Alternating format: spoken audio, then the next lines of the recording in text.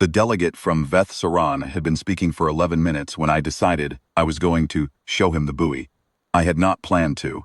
The Archive of Excluded Designations does not, as a rule, produce its physical holdings for council deliberations. The documents exist. The records exist. The testimony of 6 successive keeper elders exists, sworn under the Dravathi Truth Seal, filed in the same vault where we keep the only star charts that still show what human space looked like before the second cartographic revision removed the interior routes. Testimony, in this council's long experience, is sufficient. Physical evidence is another matter entirely. I had kept it in its case for 22 years, and I had hoped, sincerely hoped, to keep it there for the remainder of my term. The delegate from Veth Saran was not making that easy. What the archive holds, he said, gesturing across the cessar of the chamber. In that loose, confident way that the young employ when they mistake confidence for authority, is not evidence of a genuine threat. It is evidence of a bureaucratic tradition. The exclusion designation for human space was established in a period of galactic-wide contraction, when the old council was motivated primarily by the desire to reduce contact events that could generate political complications. 14 exclusion designations were created in that same session. 11 have since been rescinded as unjustified. I'm asking this council to examine whether human space deserves the same reconsideration. He sat down. 14 designations. He had done his research, I will grant him that. He was not wrong about the number. 11 of those 14 had been rescinded. I had attended 2 of those hearings myself, decades ago, as a junior records officer standing in the back of a smaller chamber than this one, watching my predecessor testify with the same patience I was now trying to maintain. He was not wrong about the council's historical tendency toward overcaution in the contraction period. He was not wrong about any of the facts he had stated. He was, however, profoundly wrong about what those facts implied. The council chair, Veth Rumath, looked in my direction. She is a careful woman. She had read the archive summary I submitted before the session, which meant she already understood the shape of what I was about to say. Expression told me she had concluded that the delegate from Veth Saran had earned the full version. Not the summary, the full version. I stood. My name is Sorath Vel. I hold the 7th chair of the Archive of Excluded Designations within the Dravathi Continuance, a position that carries no political authority, no fleet assignment, no role in treaty negotiation or planetary administration. I keep records, maintain provenance chains, I verify the integrity of holdings. I testify when called to what the records contain and what they have always contained. I have held the 7th chair for 41 years, and before that I served as assistant keeper for 9. And before that I was a records transcriber in the archive's lower annex for 6 more, copying testimony by hand because the indexing systems of that era were not yet calibrated for cross-species linguistic drift and a human hand, or, in my case, a Dravathi secondary manipulation limb was still the most reliable instrument for accurate transfer. 56 years in the same building, in service to the same purpose, remembering what others have decided they would prefer not to remember. I am not a fleet commander. I am not a war historian. I am not a scientist who has studied human biology or human psychology or the particular gravitational and atmospheric conditions of that strange, dense, unforgiving world they evolved on. I have never seen a human being. To the best of my knowledge, no living Dravathi has. I have read descriptions of them, physical descriptions from the earliest contact records, before the designation was formalized, when there was still a period of several decades during which the outer boundary of human space was not clearly understood to be a line that should not be crossed. But descriptions are not knowledge, and knowledge is not experience, and in any case, the humans are not the subject of this testimony. The subject of this testimony is what happens when species cross the line. That is what I know. That is what the archive knows. And that is what the delegate from Veth Saran, how thorough through his research on the founding session's administrative record, has apparently failed to account for in his analysis. I did not begin with the buoy. That would have been cheap, and I did not want the council's decision to rest on theater. I began instead where the records begin, not at the designation itself, not at the founding session the delegate had cited, but earlier, before the designation, before the formal line. In the period when Galactic was still discovering, species by species and fleet by fleet, something about human space produced a consistent result for any vessel that entered it and did not immediately turn back. 3 civilizations, I said, attempted coordinated military incursion into human space before the exclusion designation existed. Not 3 species, 3 civilizations, organized political entities with standing fleets, defined command structures, and specific operational objectives. First was the Ordothi hegemony. The second was the Vel-Sothari communion. Third was a loose coalition we refer to in the archive as the Keth Compact, because they had not maintained their alliance long enough to develop a permanent institutional name before the incursion concluded. Pause to let that word land. The word concluded is doing significant work in that sentence. I will return to it. The chamber was quiet. The delegate from Veth Saran had crossed his arms. He was listening, I noted. Whatever else he was not a fool. The Ordothi hegemony, continued, dispatched what their own records designated a survey and assertion fleet. 43 warships of various classifications, port train of 19 logistics vessels, 2 colony preparation ships, and a diplomatic contingent whose purpose was to receive the formal acknowledgement of whatever governing body the humans maintained, should one exist. The Ordothi were not a cruel civilization. I want the Council to understand that clearly, because the temptation in these cases is to ascribe what happened to arrogance. And while the Ordothi were confident, confidence alone does not explain the scale of their preparation. They were thorough. They conducted extensive long-range observation of the human homeworld and its surrounding systems. They had modeled the population density, the technology level, the apparent military infrastructure. They had calculated, using methodologies that were considered rigorous by the standards of their era, a 94.7% probability of successful assertion within a single operational season. They had prepared a diplomatic protocol for the 5.3%. I let the silence settle. No vessel from that fleet returned. The delegate from Veth Saran uncrossed his arms. Not no vessel returned from combat, I clarified, because precision is not optional in this chair. Not. The fleet was destroyed in engagement and wreckage was recovered. We do not know the specific mechanics of what occurred because we have no survivor testimony from the fleet itself, and we have no wreckage that has been positively identified as belonging to any vessel in that formation. What we have is the record of what happened at the Ordothi home system in the aftermath. The waiting, the scheduled communication windows that passed without contact, the recalculation of transmission times, to account for possible delays, the secondary dispatch of a smaller observation force. 12 ships, sent not to assert, but simply to locate the first fleet or any trace of its passage. We have the outgoing log of that observation force, transmitted back to Ordothi Command, over the weeks of their transit to the boundary of what we now call the exclusion zone.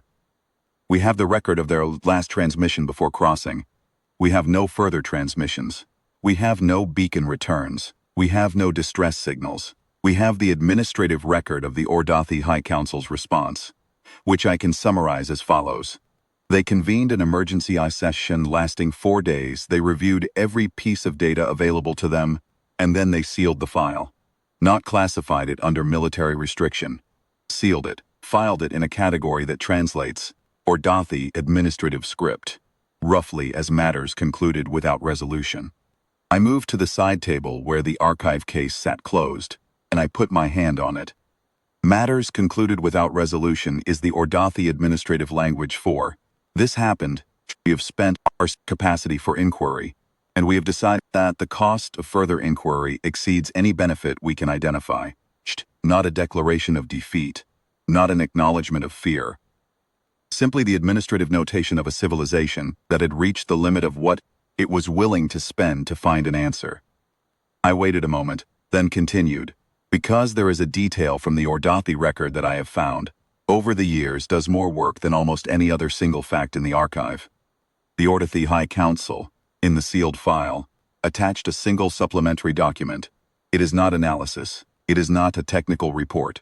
It is a list of names, the roster of every ship in the survey and assertion fleet, and the secondary observation force, crew complement of each, 63 vessels, approximately 9,000 personnel. The Ordathi kept meticulous personnel records. I have the full document. It includes next-of-kin designations, home district registrations, and the standard Ordathi notation for an individual whose status has been formally changed from active service to unrecovered. 9,000 entries. Every one marked unrecovered.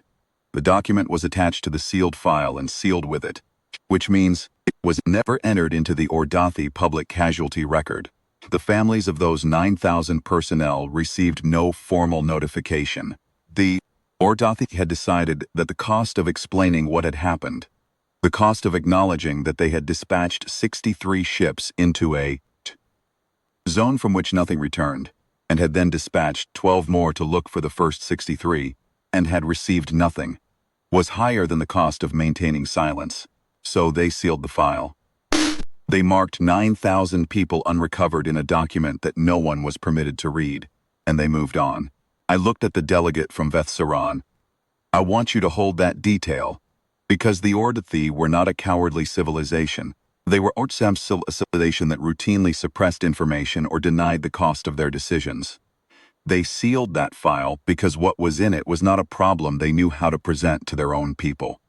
The 9,000 names exist. The silence that produced them exists. What produced the silence, what the humans did, or chose, or decided, simply were.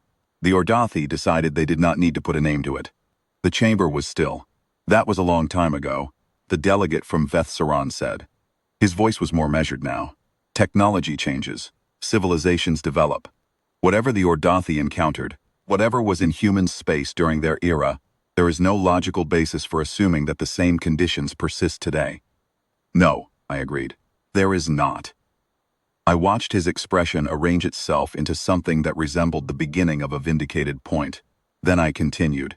The Ordathi incursion was not the last one before the designation. There were two more. The second was the Vel Sothari communion, and I want to spend time on this one because it is, of the three pre-designation cases, the one that most directly addresses the objection you are raising. I turned to face the full semicircle of the council. The Vel Sothari communion was not by any standard definition a military civilization. They were administrators, record keepers, in their own way, a species that had built their culture around the management of resources and the organization of complex systems across large areas of space. They had very little in common with the Ordathi except their eventual fate, and they were not, when they approached human space, motivated by the desire to assert authority or extract resources. They were running. I want the council to hear that clearly. The Vel Sothari were not aggressors in any meaningful sense.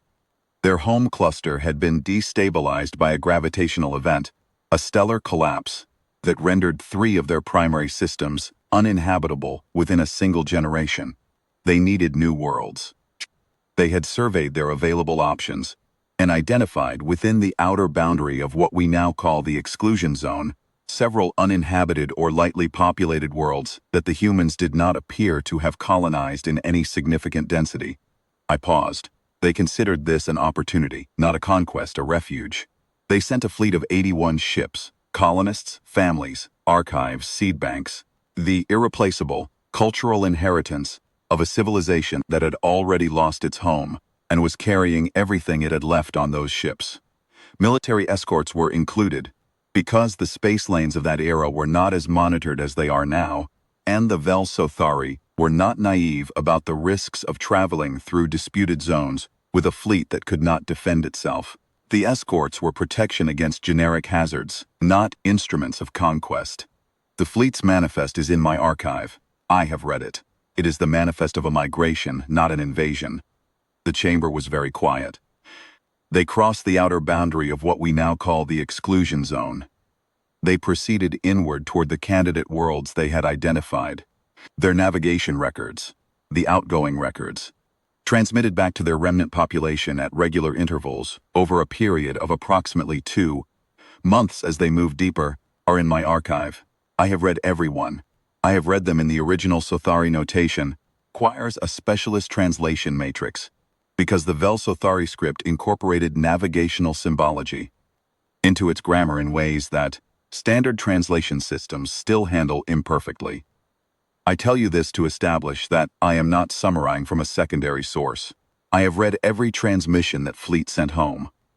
I can tell you the commander's name, which I will not use here, and the names of the senior colony planners, and the designation of each vessel, and the notes the fleet physician recorded about the health status of the colonists in transit, because long-range migrations of that duration produce significant stress on biological systems, and the fleet physician was thorough in her documentation. I looked at the delegate from Veth Soran. The last transmission before the silence began was a routine position log. No alarm, no distress signal, no encounter report, no indication of any anomaly in the space around them, or any change in their operational status. A routine position log from the fleet commander, noting their coordinates, their heading, their estimated time to the first candidate world, and a brief personal note that the children in the colonist sections were asking about what the new world would look like, and that he had told them it would look like a beginning. I did not look away from him. The entry ends mid-sentence. Not because the transmission was cut by distance or interference. The relay infrastructure was still functioning, and continued to receive signals from that region of space for another 8 months, including signals from other non-Vel-Sothari sources. Not because the buoy failed, mid-sentence, as though whoever was recording it simply stopped. The delegate from Veth Soran said nothing. The Vel-Sothari remnant population waited. They sent query transmissions on every available frequency. They dispatched a small relay vessel toward the boundary to boost signal strength. The relay vessel did not return. They continued to wait. Months passed, then years. They filed incident reports with the Galactic Communications Authority of that era. The Galactic Authority investigated, found no navigational hazard or communications interference in the relevant region, and closed the inquiry as a probable navigational incident of unknown cause. The Vel-Sothari remnant continued to wait. They had nowhere else to go and nothing else to do. Eventually, over the following decades, the same gravitational instability that had forced the migration continued to destabilize their remnant systems. Without the colony worlds they had hoped to establish, without the resources those worlds would have provided, could not sustain themselves as a political entity. Their government dissolved, their remaining population dispersed. Their records, including the transmission logs from the migration fleet, including the fleet physician's health records, including the fleet commander's personal notes about children asking what the new world would look like, passed through archival intermediaries and eventually arrived in my vault. I let the weight of it settle over the chamber. 81 ships, families, archives, seed banks, complete cultural inheritance of a civilization that had already survived one catastrophe and was carrying everything it had left. 3 seconds. In a council chamber, 3 seconds is a very long time. Gone. Not destroyed in any way we can document, not turned back, not captured in any manner that produced a survivor or a mensagons or a single identifiable piece of debris. Gone. And the humans, if the humans were responsible, and I will return to the question of responsibility, the humans sent nothing back to the Vel-Sothari remnant, no explanation, no communication, no indication that they had ever known the fleet was there. What did the remnant conclude? Question from the archivist observer, Vel Karath, who always asks the question that opens the next door. Officially nothing, I said. Formal record of the Vel-Sothari remnant government's last administrative period contains no designation of the humans as responsible for the fleet's loss. They did not know who or what was responsible. They had no evidence. They had a silence and a mid-sentence transmission and a relay vessel that did not return. They filed it as a mystery, and they continued to try to survive. And they did not survive. And now the only people who know what the Vel-Sothari had in those ships are the archivists who read their records. I moved away from the table and stood at the center of the floor, which I do not do often. It is a different kind of address. It removes the distance between me and the counsel that the lectern provides, and it signals that what I am about to say is not from the archive but from the years I have spent living inside it.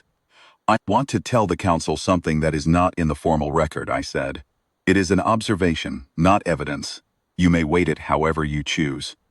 I have read the Vel-Sothari fleet transmission logs many times. I have read the fleet physician's notes. I have read the personal log the fleet commander kept alongside his official communications. A private document, not transmitted home, that was presumably stored on the ship's data systems, and that we have access to only because the Velsototheri archival recovery protocol backed up personal documents from senior officers to a secondary relay system as a matter of standard practice. Personal logs survived in that secondary relay because the backup occurred on a routine transmission cycle before the fleet crossed the boundary. In that personal log, in the final entry, the commander writes about the view from his observation window. A cluster of stars he had not expected to find beautiful, that he found beautiful anyway. He writes about his second officer, who had been struggling with illness for the first month of the journey but had recovered and was, in his assessment, back to full capacity. He writes about a meal the ship's cook had prepared that had apparently been well received by the crew. He writes, at the end of the entry, that he believed the candidate worlds they were approaching would be everything the colony planners had modeled them to be. He uses the word home. He uses it in the future tense. He writes that he believes they are going home, even though they have never seen it. I paused. The next entry in the log was never written. Whatever was in front of him when he sat down to write it, he did not have the time or the opportunity to record it. The chamber was very quiet for a long time. I note, I said, returning to the lectern, this is exactly the kind of detail that the archive exists to preserve. Not because it changes the facts, not because it alters the analysis, because in 56 years of keeping these records, I have found that facts without weight are facts that people learn to dismiss. The Velsothari lost 81 ships. That is a fact. A commander was writing about a meal and a star cluster and the word home, and then he was not. That is also a fact. I find that both facts together are more resistant to dismissal than either one alone. And the third? Voice from the council's second seat. The Keth Compact, I said. 40 years after the Velsothuri migration, 3 species, formally confederated for the specific purpose of, as their founding charter states, and I quote from the archive copy, resolving the question of the prohibited interior, and establishing the truth of the phenomena that have produced the pattern of vessel losses documented therein. They had studied the Ordathi case. They had studied the Velsothari case. They had studied 5 additional single-vessel incidents that had occurred in the intervening decades. Exploration ships, survey vessels, one long-range trader that had presumably been taking an unauthorized shortcut and never arrived at its registered destination. They had noticed the pattern. They had decided that the pattern could be understood, could be analyzed, and this is what I want the council to hear, could be countered. They were confident, the delegate from Veth-Soran said. His voice had changed. They were thorough, I corrected. I want to be fair to them, because the temptation, again, is to frame this as a failure of arrogance, and that framing would let this council avoid the harder conclusion.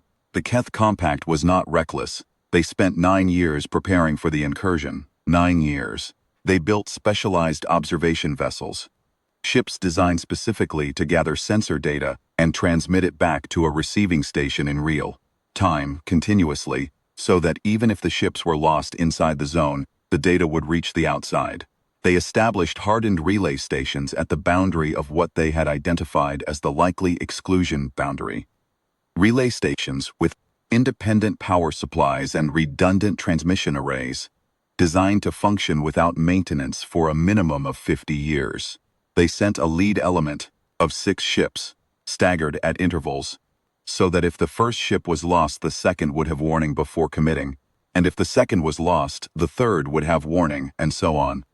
They had read the previous cases. They had asked themselves what those cases had gotten wrong. They had built a system designed to answer the one question that had never been answered. What is actually happening in there? And the first ship crossed the boundary. Its continuous transmission continued for approximately 4 hours. The data returned cleanly, sensor readings, navigational telemetry, the external camera feed showing ordinary space that by every available measurement appeared to be exactly what it looked like. The relay stations received it. The Compact's command received it. 40 analysts reviewed the incoming data in real time. There was nothing anomalous. The ship's systems were functional. The crew was functional. The space around them looked like space. Then the transmission ended. I paused. Not cut by interference. Not degraded by distance. The relay architecture was specifically designed to prevent signal degradation in this zone, and it was functioning correctly. The transmission simply stopped. The carrier signal dropped. The ship was gone. The analysts at the relay stations reviewed the data immediately. They spent 36 hours going through every reading the first ship had transmitted. I have the analysis in my archive, 417 pages of technical review, with appendices. Their conclusion, documented on page 392, after 416 pages of not finding anything, was this: no anomaly detected in transmitted data. No mechanical failure, no hostile contact, no environmental hazard identified as cause of transmission loss. Cause of loss, unknown. 417 pages to reach the word unknown. I have a certain respect for that. They were trying. The Keth Compact was full of people who were genuinely, rigorously trying to understand. And what they received from the data was nothing. Clean, ordinary space, and then no more ship. The second ship, positioned at the boundary, recorded the end of the first transmission. Its commander sent a report back to Compact Command. The first ship's transmission has ended, awaiting orders. The command debated for 6 hours. They ordered the second ship to cross. Its transmission lasted 11 hours before ending in exactly the same manner. The third ship's commander, watching from the boundary, sent a query back. Should we continue? Compact Command debated for 2 days. Why did they continue? The question, again from the delegate from Veth Saran. It sounded involuntary this time. Because they had invested 9 years, I said. Because 2 ships had entered and returned no signal of distress. No identifiable cause of loss. No data that pointed toward any specific threat. And in the absence of an identified threat, continuing felt like the more rational choice. Because they had built a system specifically to handle this situation. And the system was doing exactly what it was designed to do. Gathering data, transmitting it back. Absorbing the loss of individual vessels without losing the information. Because the data from the first 2 ships had shown nothing, and nothing, to people who have prepared carefully for failure, looks like a problem that more data can solve. I sat for a moment. The third ship crossed. Its transmission lasted 19 minutes. The fourth's lasted 4 hours and 22 minutes. The fifth's lasted 6 hours. The sixth ship's commander held at the boundary for 3 days after losing the 5th transmission. He sent a full report back to Compact Command. He listed everything he knew. 5 ships crossed. No ship returned. The transmissions ended without identifiable cause. The relay stations functioned correctly throughout, and continue to function. Data from each ship showed nothing that explained what was happening to them. He noted in his report that he had a family. He noted that his youngest child had recently completed her first academic certification. He noted, and I want the council to understand that this is in the official operational report, filed with his commanding officer, not in a private communication.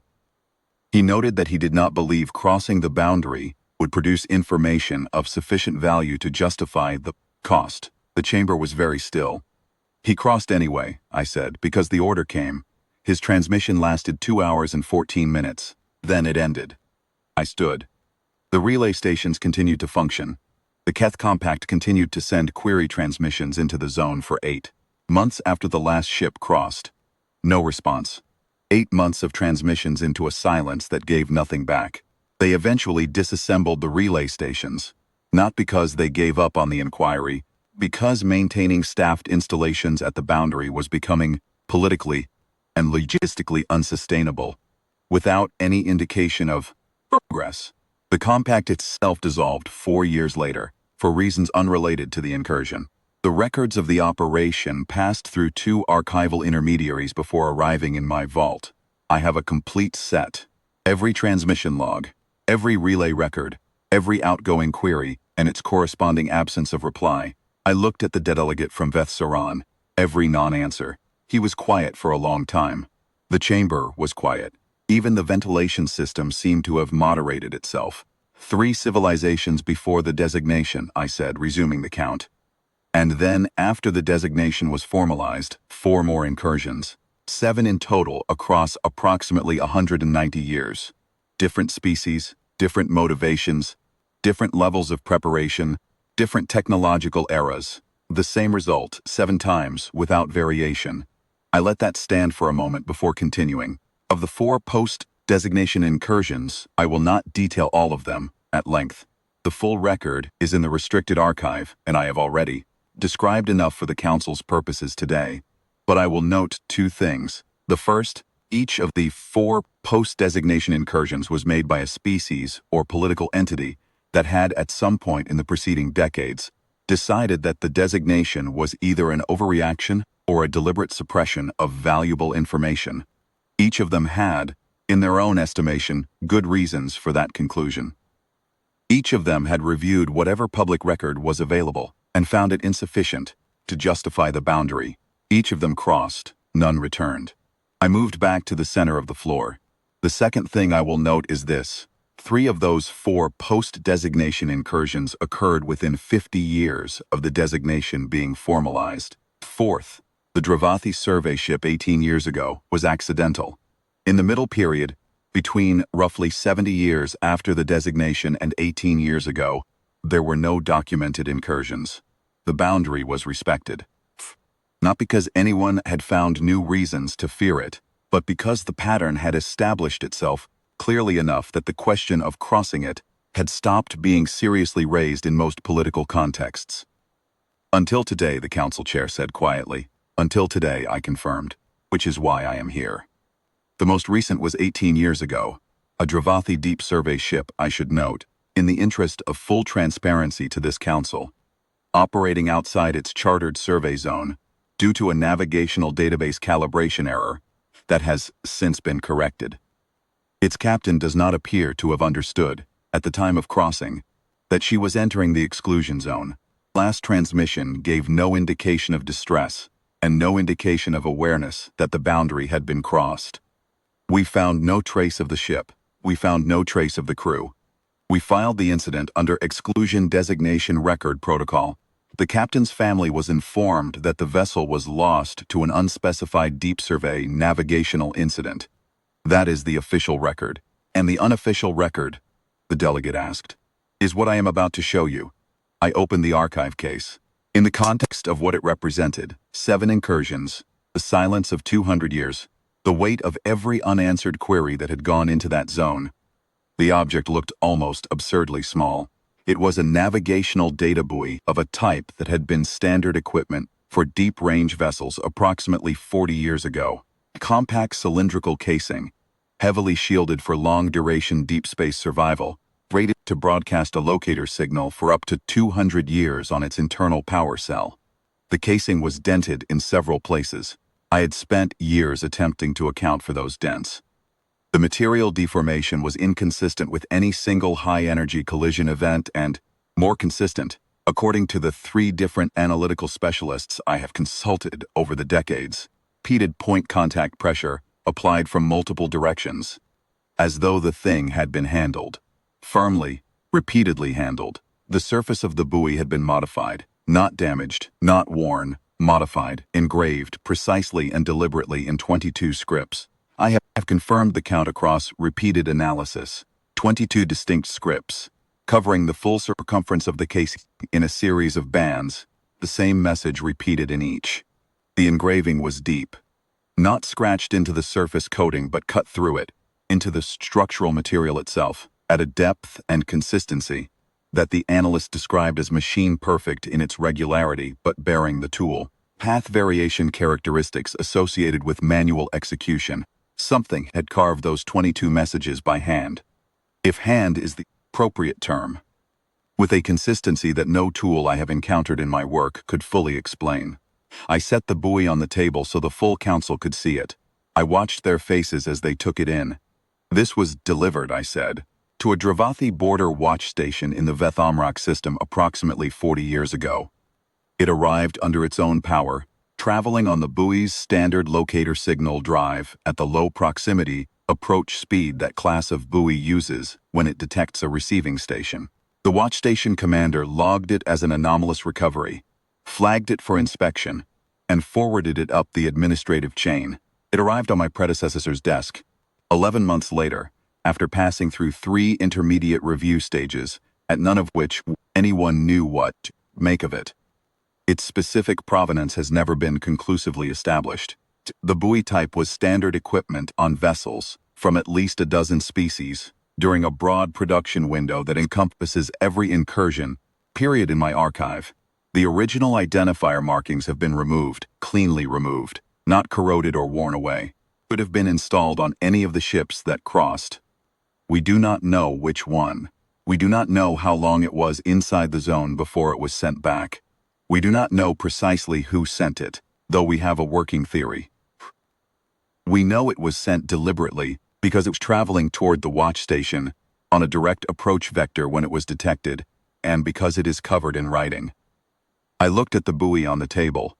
The message is the same in all 22 scripts, with minor grammatical variations that appear to represent considered translation choices rather than errors or content differences. Predecessor had it analyzed. I have had it analyzed again, twice in my own tenure.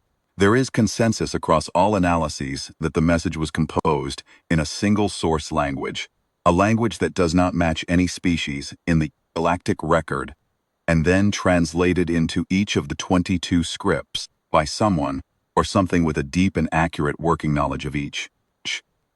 Not a machine translation. The kind of translation that requires understanding of register and implication, and the way a statement lands differently in different linguistic frameworks. I looked at the council. I will read you the Dravathi version. I had not looked at my notes. Do not need to. I have read this message enough times in the past 22 years that it lives in a part of my memory that does not require retrieval. You are approaching the boundary of a place that is occupied. Turn back and you will live. Cross and you will be permitted to see what lives here before the end. We leave this record for whoever finds it, so that no civilization may say they not warned. We have left records like this before. We will continue to leave them. The boundary stands not because we fear what is outside it, but because we have decided, for reasons we do not owe you, to keep ourselves to ourselves. The next vessel it crosses will not receive a record. There will be nothing to send back. The chamber held its silence. The delegate from Veth Saran was staring at the buoy. His expression had passed through several distinct phases in the past few seconds. I have watched people hear that message for the first time, many times over the decades. Colleagues, junior archivists, the handful of senior officials who have had clearance to review the restricted vault. There is a particular quality to the silence that follows. It is not the silence of being unconvinced. It is the silence of a mind that was running a calculation and has now received a variable that changes all the outputs simultaneously. For reasons we do not owe you, he said at last, very quietly. Yes, they are choosing the line. They chose it. The silence, the whole pattern, that's a choice. That is the interpretation the evidence most strongly supports, I said. The alternative reading, that the message is a deception, that something else occupies that zone and has learned to write in human language, is in the archive as a minority analytical position. I have not dismissed it. I revisit it whenever new data arrives. I have not found evidence that outweighs the simpler interpretation. What is the simpler interpretation? The council chair asked. That they are telling the truth. That the boundary stands because they decided it would. That the ships that crossed are gone because the humans decided they would be gone. That the buoy is exactly what it presents itself as. A warning, left so that the galaxy cannot say it did not know. The delegate from Veth Saran looked at the buoy for a long moment, then slowly at me. The last incursion was 18 years ago, he said. The message says the next vessel would not receive a record. Yes, the Dravathi survey ship. 18 years ago, there was no buoy. There was no buoy, I confirmed. There was no message. There was no transmission. There was nothing. Whatever they had to say, they said it once. In that case. And the silence since has been of a different quality. Absolute in a way that the previous silences were not. The delegate's hands were flat on the table. He was very still. I want to ask something that is not part of the formal record, he said. You may decline to answer. Ask. The people on those ships, the colonists, the Velsothari families, The sixth ship's commander. Are they? Did the humans? He stopped. Question did not have a clean shape, and he knew it. The archive holds 3 working hypotheses on that question, I said. The first, that the zone is lethal to every species that enters it by some mechanism the humans did not create and may not control. That whatever is in there kills independently of human intention, and the warning exists because the humans want us to stay out of their own catastrophe as much as anything else. Under this hypothesis, the colonists are dead, the crews are dead, and the humans themselves may be gone or diminished. The second, that the people who crossed were contained, captured, held, or displaced into some condition we cannot assess from outside the boundary. Under this hypothesis, the Velsothari families may still exist in some form. I hold that hypothesis loosely because it requires a mechanism we cannot verify. The third, that the humans made a decision each time about what to do with what entered their space, and that decision was consistent, and the warning was meant genuinely, and the people who crossed the line paid the price the warning said they would pay. Which do you believe? I considered the buoy on the table. I believe that someone engraved that message by hand in 22 languages, with a degree of care and precision that is not consistent with haste or indifference. I believe the message was translated with genuine linguistic competence, not because it needed to be, since a machine translation would have served the basic communicative purpose, but because whoever wrote it wanted to be understood. That is not the work of an automated warning system running on a dead civilization's infrastructure. That is the work of something that is present, paying attention, and choosing, with care, how to be understood by the people it is warning. That is the interpretation that frightens me most. It is also the interpretation that the evidence, in my considered judgment, best supports. The chamber was silent for a long moment. 40 years, the council chair said quietly. The buoy has been in your vault for 40 years. 40 years. My predecessor kept it for 18 years before passing the vault to me. I have kept it for 22 more. In that time, I have had 3 different analytical teams review it. I have corresponded with 8 specialist scholars on questions of translation, methodology, and engraving technique. I have read every piece of secondary analysis produced on the human space exclusion question in the Galactic academic record during my tenure. I have found nothing that changes the core of what the record says. I picked up the buoy and returned it to its case. I am going to state, for the formal record, the questions I believe this council must answer before any responsible reconsideration of the human space exclusion designation can proceed. Present these not as arguments, but as the questions that emerge directly from the archive. I close the case. First, in 7 documented incursions across approximately 190 years, no vessel has returned from human space. The pattern has not varied. The civilizations that produced those incursions varied in every significant dimension: technology, motivation, preparation, era. The pattern did not vary. What new information exists today that would give this council reason to expect a different outcome for a new incursion? The delegate from Veth-Saran did not answer. That was the correct response. Second, the message on that buoy states a clear reason for the boundary. They want to be left alone. They have enforced this want with absolute and unbroken consistency. They have not, in the entire documented history of their relationship with the rest of the galaxy, expanded beyond the boundary they have maintained. They have not attacked civilizations that respected the designation. They have not demanded tribute, acknowledgement, political arrangement, any form of external engagement. They have simply held a line around themselves and enforced it when it was crossed. If this council is concerned with the welfare of species that might seek to enter human space, the most effective protection for those species is the maintenance of the boundary and the clarity of its documentation. If this council is concerned with understanding what exists inside the boundary, the record suggests that inquiry has a consistent and absolute cost. Paused for a long moment. Third, and finally, the message says they have left warnings before and will continue to leave them. Take this seriously. I do not know how many buoys, like the one in my vault, have been left at watch stations across the galaxy's span, in archives I have no access to, in vaults maintained by species I have no contact with. What I know is that the one I hold has been in my possession for 22 years, and in 22 years I have found no reason to doubt that it means exactly what it says. The humans chose the line. They maintain it. They chose to warn us before enforcing it. They warned us. The last vessel that crossed after the warning received nothing. No record, no message, no buoy.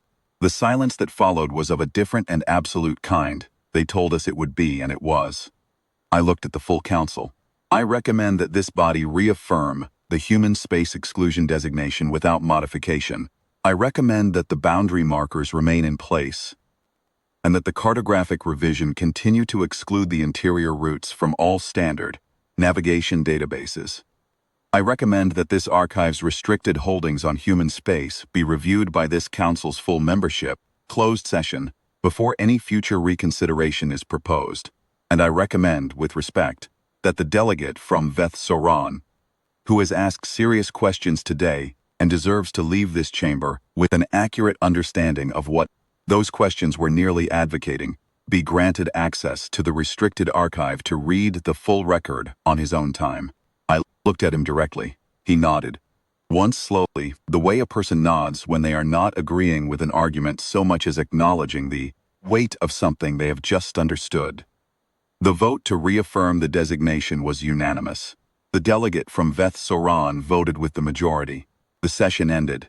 The chamber emptied in the gradual way that council sessions end. Not all at once, but in the order that seniority and obligation dictate, senior members departing first, observers and junior staff filtering out behind them, the room returning by degrees to the state it maintains between sessions. Quiet, climate-controlled, holding its shape without the purpose that temporarily fills it. I remained until the last aide had gone, and then I remained for a few minutes after that. The archive case sat on the side table. I put my hand on it. I have a habit, not a superstition. Permit myself no superstitions in this work, but a habit of checking the case's seal after every session in which the buoy is displayed. The seal is a mechanical lock of my own design, applied 22 years ago when I took custody of the object, and I check it because 40 years is a long time for a mechanical system to function without service, and because the habit is the kind of care this object deserves. It is also, I will admit, a habit I maintain for a less technical reason. Placing my hands on the case at the end of each session is a way of confirming that the session has ended, that the testimony has been given, that the question has been answered for now. The seal held. It always holds. I walked the long corridor back to our entrance in the low functional light that the continuance's administrative complex maintains between sessions, a pale, cold blue that gives the stone walls of this building the particular quality of something very old that has decided to keep waiting. I know this corridor well enough to navigate it in the dark if needed, which I have done once, during a system's failure, in the 3rd year of my tenure. I know the sound of my own footsteps against its floor. I know the pitch of the ventilation system in the eastern wing, which has needed calibration for 11 years. I know the specific mechanical weight of the archive door as it closes behind me. These things are the texture of a working life spent in one place. After 56 years, I find I have a particular appreciation for things that have held their shape over time. What I thought about, in that corridor, was the delegate from Veth Soran. He was not a bad delegate. He was thorough. Thorough in a way that deserves acknowledgement, because the instinct that brought him to this session was not stupid. The 11 rescinded designations were real. The Count's historical overcaution in the contraction period was real. The pattern he had identified, that designations of that era had trended toward removal as the galaxy's understanding of its neighbors matured, was a real pattern. He had applied a reasonable analytical framework to a data set and had reached a conclusion that the framework supported. It simply happened that human space is not a case the framework covers.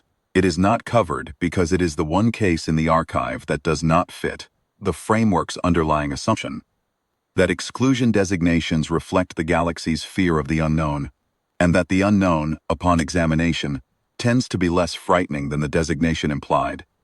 Human space is not unknown. It has been examined. The examination has been consistent and thorough and definitive. What the examination found was not that the fear was unfounded. What it found was a boundary and a warning and a silence that said both very clearly. I thought, as I often do at the end of sessions like this one, about the 6th Ship's commander. I have read his full file many times. He was 47 years old at the time of the incursion, a officer with a record that was, by every standard metric, unremarkable in the best sense. No major commendations, no disciplinary notations, no pattern of exceptional risk-taking or exceptional caution. A steady officer. The kind whose absence is not noticed until the absence extends long enough that something that should have been routine fails, and you look for who was supposed to handle it, and you realize they are not there. His annual evaluations describe him as reliable, thorough, and good with his crew. One evaluation from a sophomore who clearly liked him notes that he had an unusual talent for maintaining morale on long-duration assignments, that he was the kind of commander whose crew knew he was, taking the mission seriously without being made to feel that their comfort and their lives were secondary to the objective. He crossed the boundary because an order came. He did not want to cross. He said clearly he did not believe it would produce useful information. He crossed anyway because the order came, and he was the kind of person who had built a career on the belief that command structures exist for a reason, and that an officer who follows orders selectively is an officer whose reliability cannot be trusted. He was not wrong about that.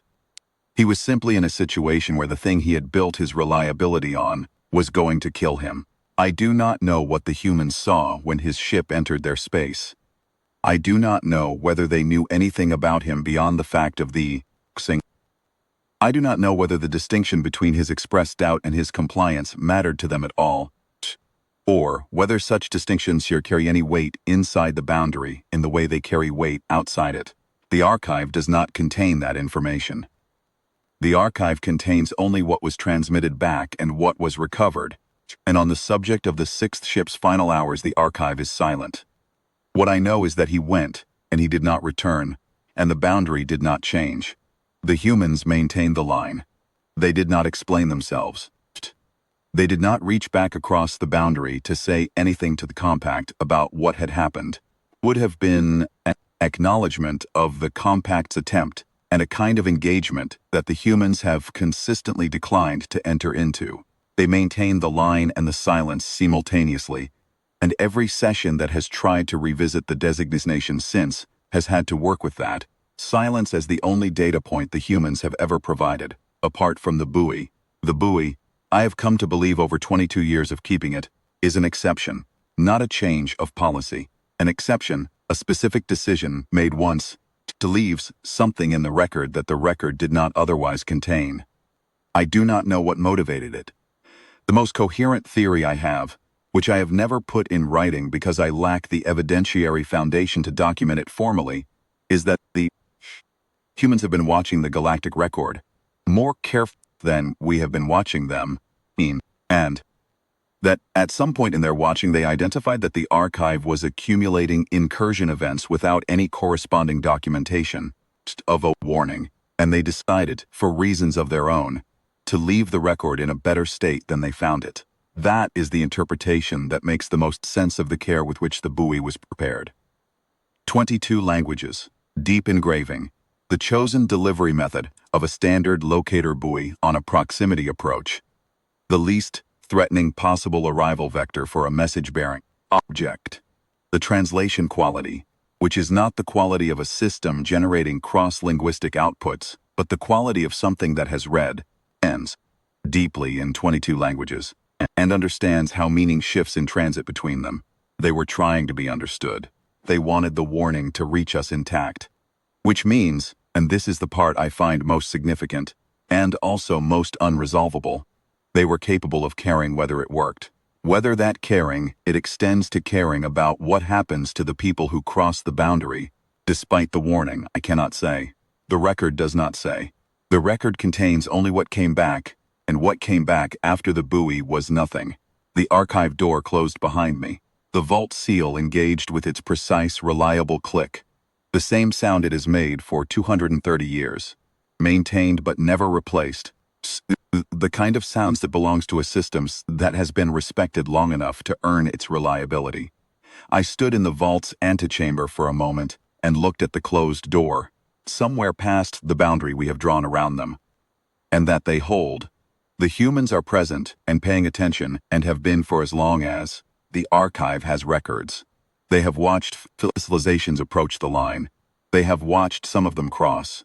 They have maintained the boundary through every crossing, every incursion, every carefully prepared expedition, and every accidental navigational error that a century and a half of galactic traffic has produced.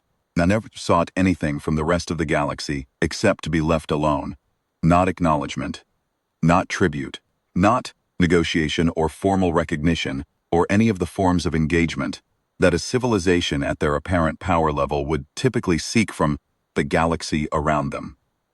They are asking for nothing except the one thing that this archive has spent 63 years helping the galactic community attain, align, their line. I return to my desk. The designation stands. The archive holds what it holds. Every morning I come to work and pass the vault and note that the seal is intact and continue to whatever the day requires, which is the work of remembering accurately and filing carefully and testifying honestly when called. Some things are more important to preserve than to explain. The line is one of those things. The records say so. The buoy says so. And the silence on the other side of the boundary, the long, patient, absolute, perfectly maintained silence of a civilization that has decided, reasons it does not owe us, to keep itself to itself, says so with a clarity that no living voice in the galactic record has ever managed to equal, and that I, after 56 years of listening, do not expect anything will.